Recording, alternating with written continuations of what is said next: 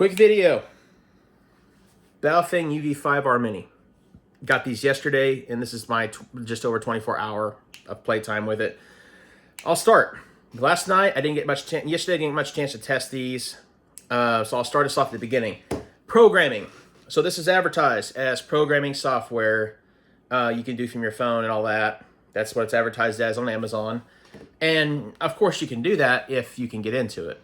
You see, the software requires registration up front to access it, which in my opinion is stupid. But you have to type your email in, and it will send you a code, and you verify the code. The problem is you never get the verification email. We have been playing, other people have complained about it in the comments and everything else. And I've heard other people online griping about it. So obviously it's not just me. And I've checked I do IT and stuff like that. I know to check the spam folder. I know to check all this other stuff. Believe me, I didn't get this email. It didn't send. So I was pointed another direction to another app. You know, not the app that these advertise, you know, that they work with, but this other app I used wasn't great either, but it worked. It actually, you had to register. I got the email almost instantly. And I programmed the first little bit off of my phone, and you gotta do it like channel at a time, which is not great, but you can literally do it from your phone. If you're just gonna put in like 5 or 6 channels for prepper purposes, it'd be fine, right? But whatever. But there's a different app you can do that with.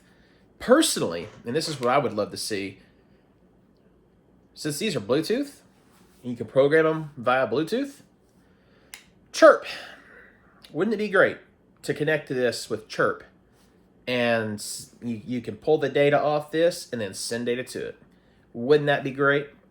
For the developers in the ham community, please make this happen. It'd be really nice to use a Maestro Evolve 3 or, you know, just a standard desktop and be able to just Bluetooth to our radios. That'd be so cool.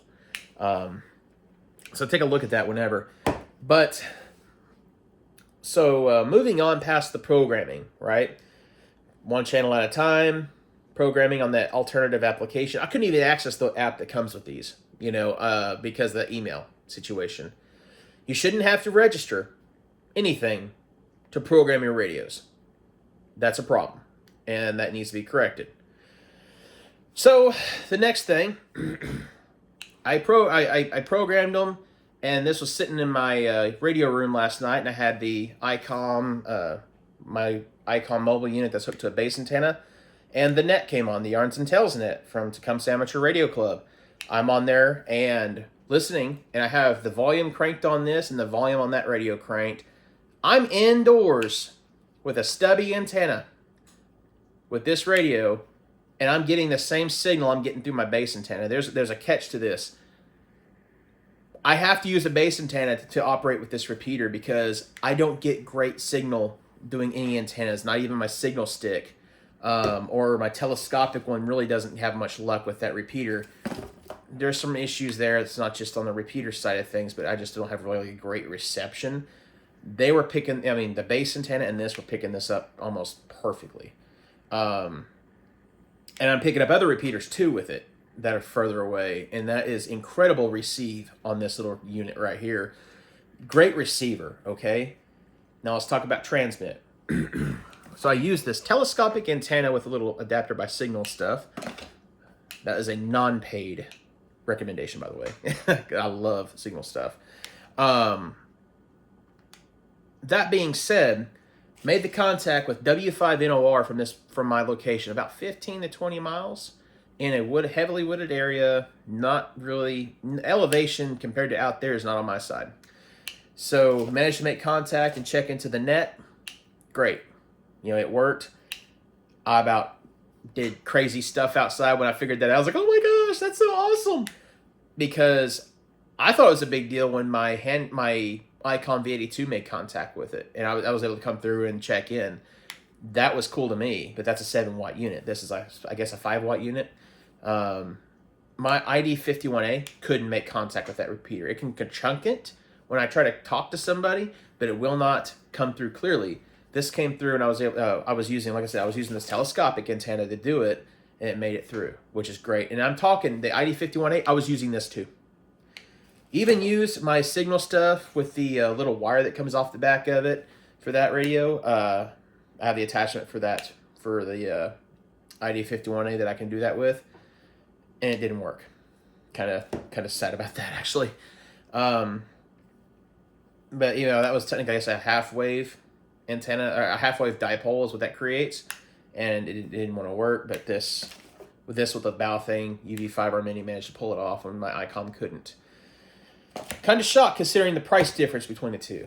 So there's that. I'm an ICOM guy, right? I love my premium radios, but I'm actually surprised about these because these are outperforming. I thought the Quanchings are impressive, you know, and the 5RM was impressive, but these little things take it to a whole new level. I really love these new radios. Now, making that contact this morning on the repeater was really cool, and I have yet to test out the signal stick on it. I didn't pull this out until right as I was about to make this video.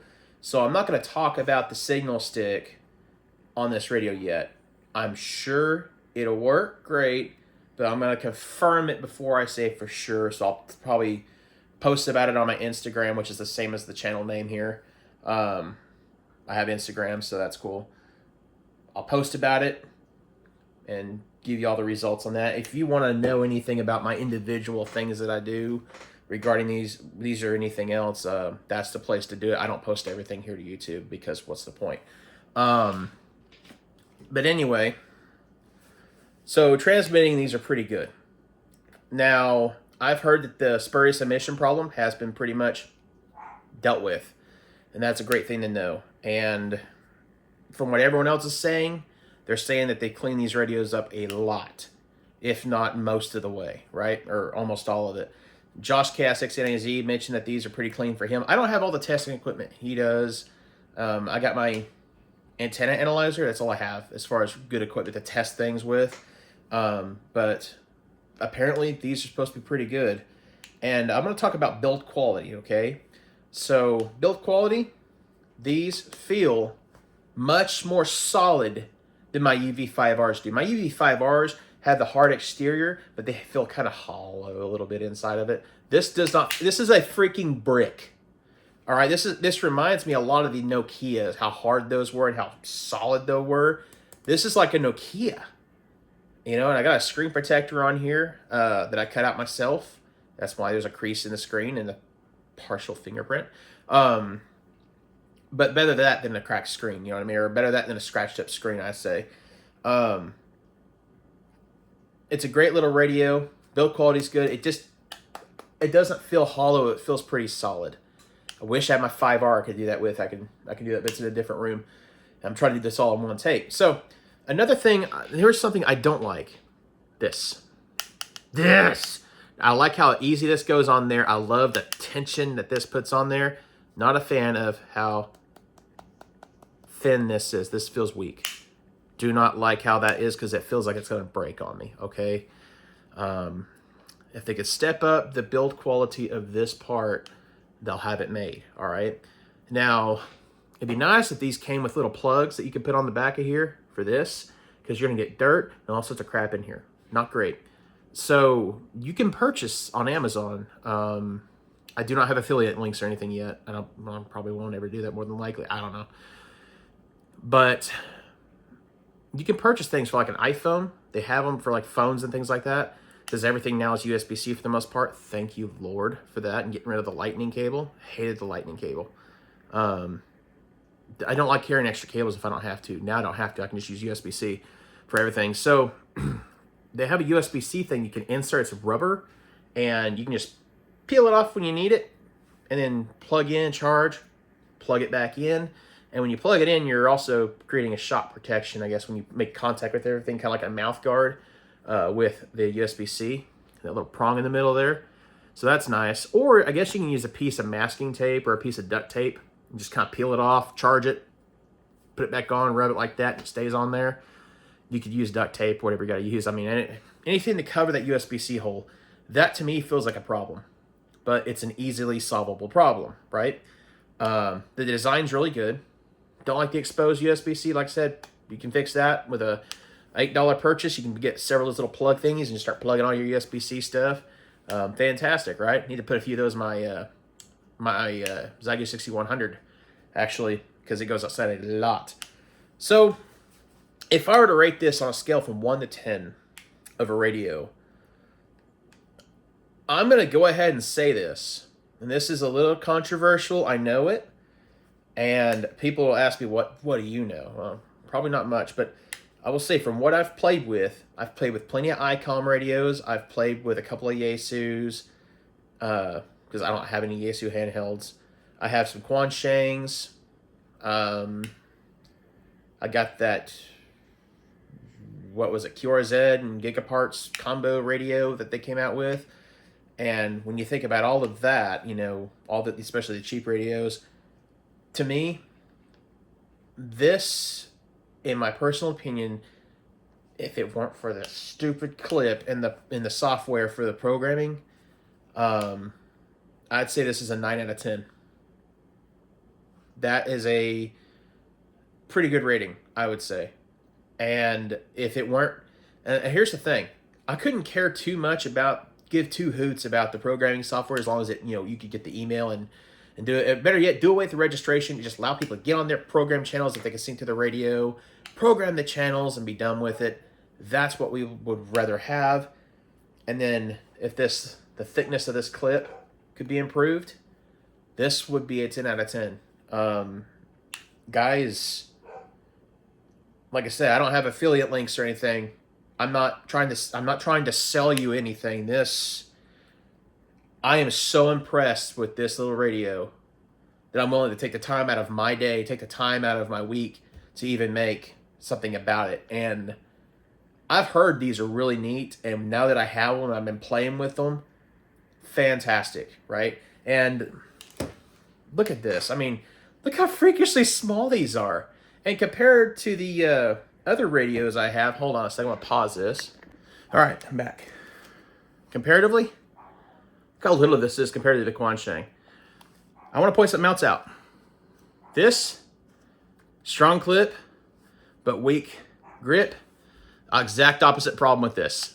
I mean, to me, this is a better clip than the Quansheng's clip came with it. So, yeah, really neat. And folks, I'm saying this is worth getting. These little stubbies make things better.